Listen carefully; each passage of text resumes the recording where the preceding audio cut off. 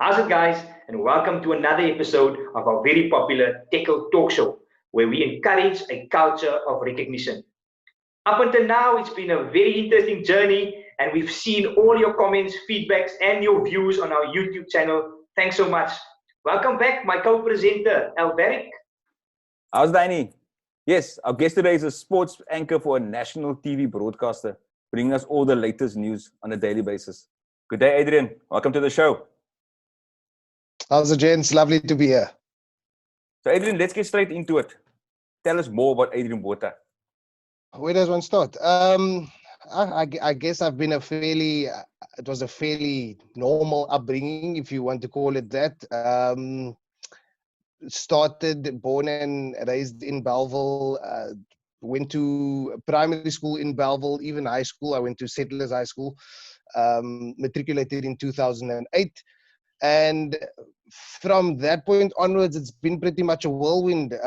Went on to studied journalism. It was very interesting, the journalism world when I first got into it. And it continues to interest me till today, obviously with a lot more that has come with it. Nevertheless, after journalism, I took up my first internship at the Sawn. Worked there for a year. I think that probably laid the foundation for my journalism career, and it was a solid foundation at that, because as you know, the Sawn's in alles.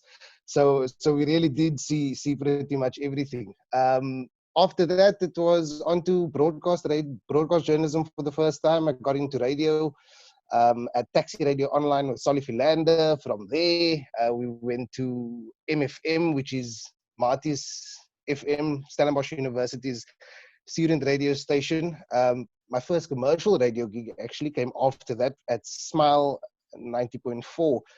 And up until that point, it was mainly news journalism. And Smile then gave me my first opportunity to cover a bit of sport. I read the sports bulletins in the afternoon on the drive show at Smile 90.4. And then from there, my interest got tweaked in TV journalism.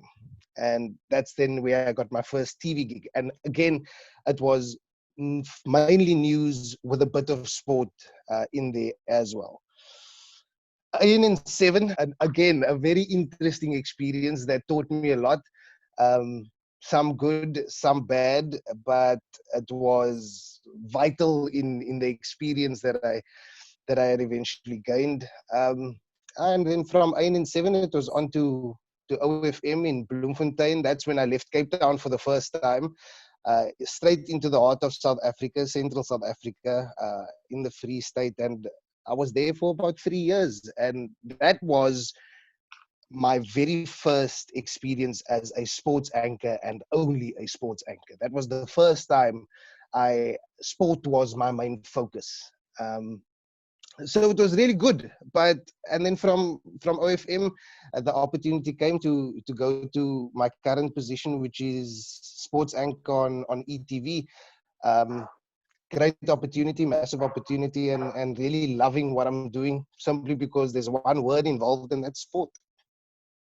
Adrian, you gave us quite a journey that you've been on in your journalism career. Can you recall what inspired you initially to take up studies in journalism and to become a professional journalist? Well, strangely enough, up until about 2 weeks before I started studying journalism, I was actually not enrolled, but set to enroll at UWC to study law. And 2 weeks before this was supposed to happen, I don't know, I can't tell you what it is. I decided, but I don't feel that's where it's at.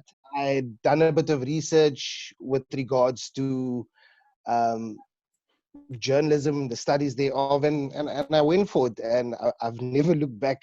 I guess it was, to a certain extent, my environment tweaked my interest, because I grew up in a household where we always watched news. Sport was always on the TV, and how that sport got onto the TV, or how we got those stories, always interested me. So journalism was the one thing that really tweaked my interest, and I decided to go for it. And I guess I can't turn around now and say it was a mistake, because I'm living out my passion and my dream to a certain extent. Adrian, your many years of experience, having seen a lot of places, worked for various agencies, how has the media industry evolved and changed from where you started I would say, as a young student, and now as an anchor at a big channel? How has the scope changed, and then the media environment differs from where you started to now? I think the biggest change within the journalism industry is, I don't think you can really classify journalism anymore, because you got print journalism, and you had radio journalism, and you had TV journalism. But now any modern day journalist, you need to possess the skills to do all of those, because whether you are a print journalist, chances are you are whipping out your phone, you are making videos, you are trying to tell the stories in more ways than one, whether it be visually, audio, via audio. So that's the biggest change. Journalism is no longer one thing, print or writing. You need to be multifaceted, multi-skilled, if you really want to pursue and be successful in a career of journalism. So that's the biggest change.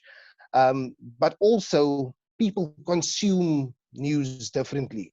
So that's forced a change in the way we bring across news. People don't have the time anymore to be sitting in front of the television watching a 2-3 hour news program. They don't have the time anymore to be reading a 400-500 word article in the newspaper. And that's exactly why newspapers are struggling. We just recently saw Media 24 shutting a number of their newspapers.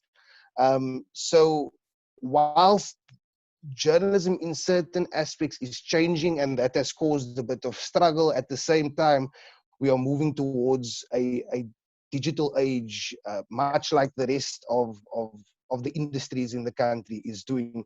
And it's a difficult and, I guess, uncomfortable transition, but it's a transition we have to make.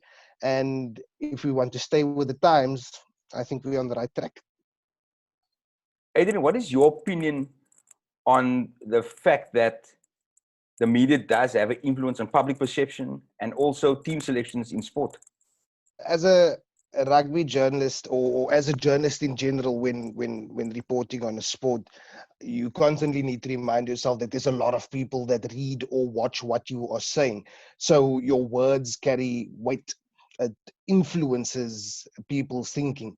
And I guess the higher up you go with regards to sporting structures, when you start talking about coaches, they rely on a different set of factors when making their decision.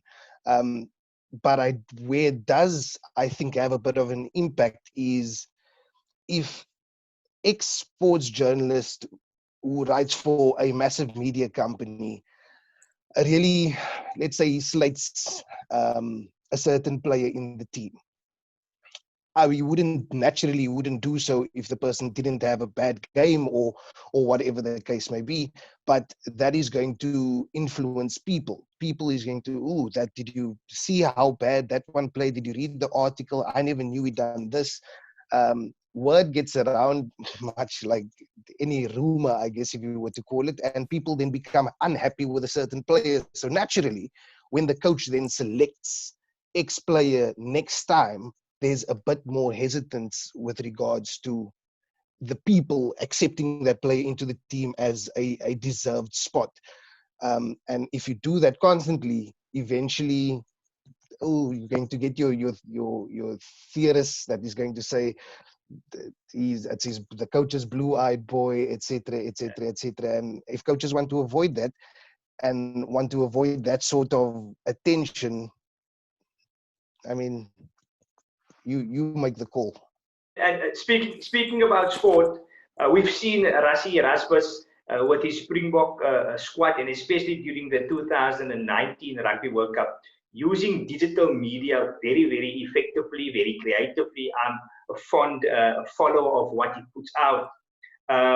Do you think that is effective? And also your prospects now for Jacques Nienaber, obviously taking over the Springboks. Will he be able to follow suit? Will he be able to better what Rassie Erasmus has done, especially with the use of media and how Rassie has actually rallied our people, the normal person behind him, with the effective use of digital media in itself? Yeah, I think we need more coaches. Never mind the fact that Rassie Erasmus is a bit of a rugby genius. We need more coaches that have that type of outlook on the coaching. It's whilst the 80 minutes between the four white lines is the most important, that is what counts. There is an aspect of reliance on the coach outside of that, and not only reliance from the players, but reliance also from the spectators and the fans. As for Jacques Nienaber, he has very big shoes to fill, but he's been with Rassie for quite some time. He knows Rassie's workings.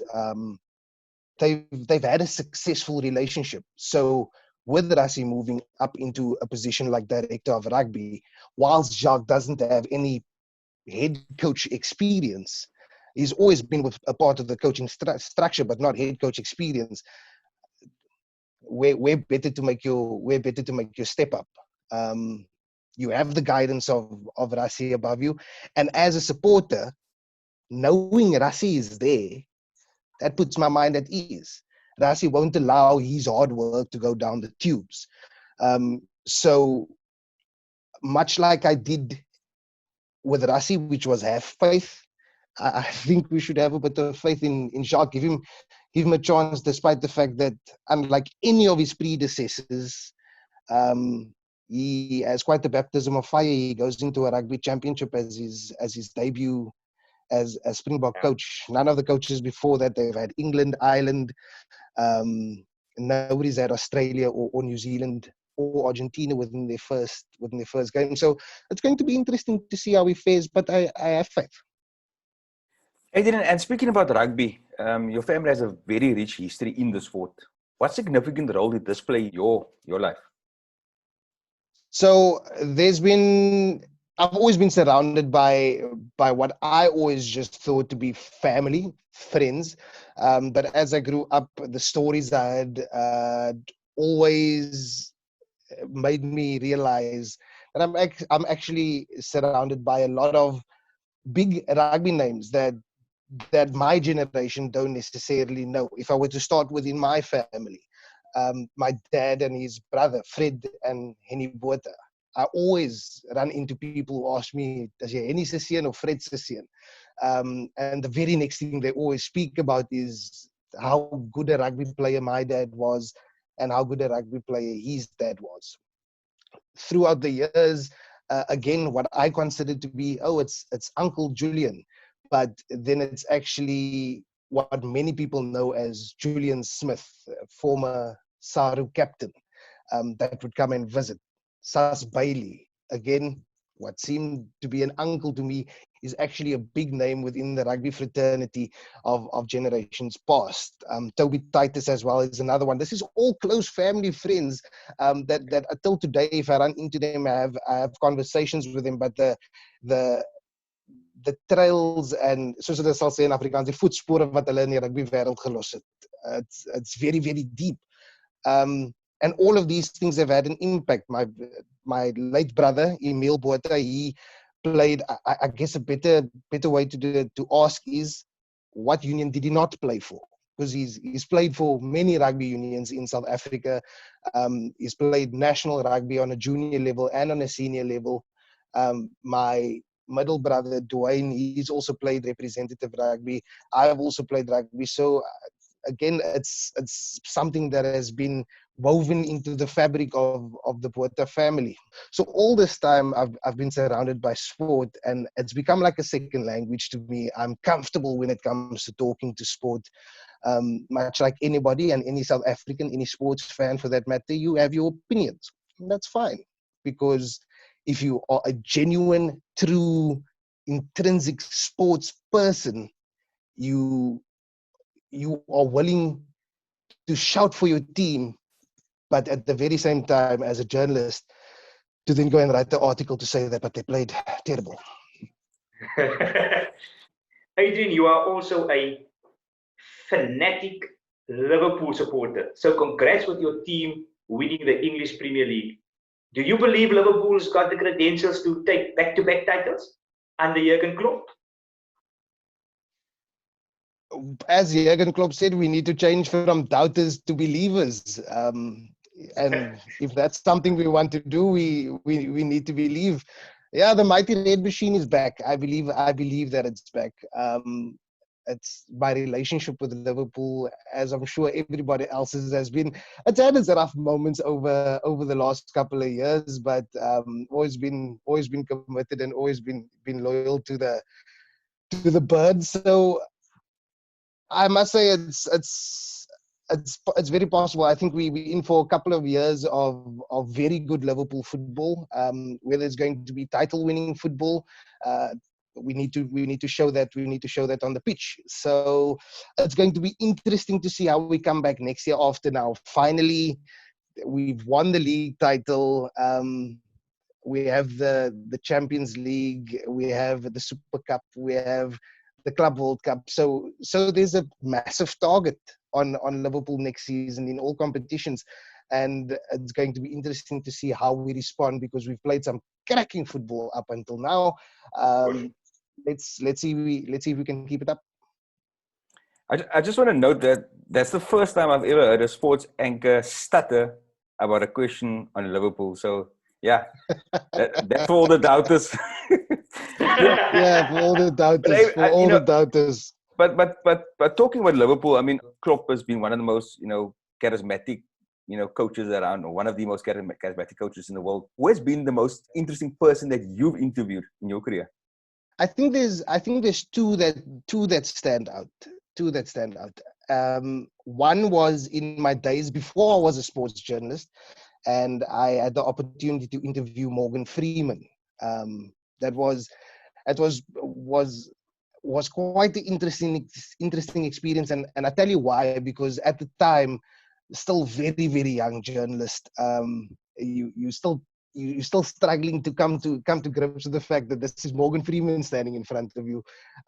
You start over your questions and all of those sorts of things. And then I think, secondly, the other person, strangely enough, is someone I've interviewed recently, and it's actually Skalk Brits, and I'll tell you why. Rugby players, again, there's this element of hard man, superhero, tough, don't show emotion, all of those sorts of things. Spoke to Skalk Brits, and you always see photos of him smiling, and one would be forgiven if you were to think that those smiles are just for the camera. But what a guy, man!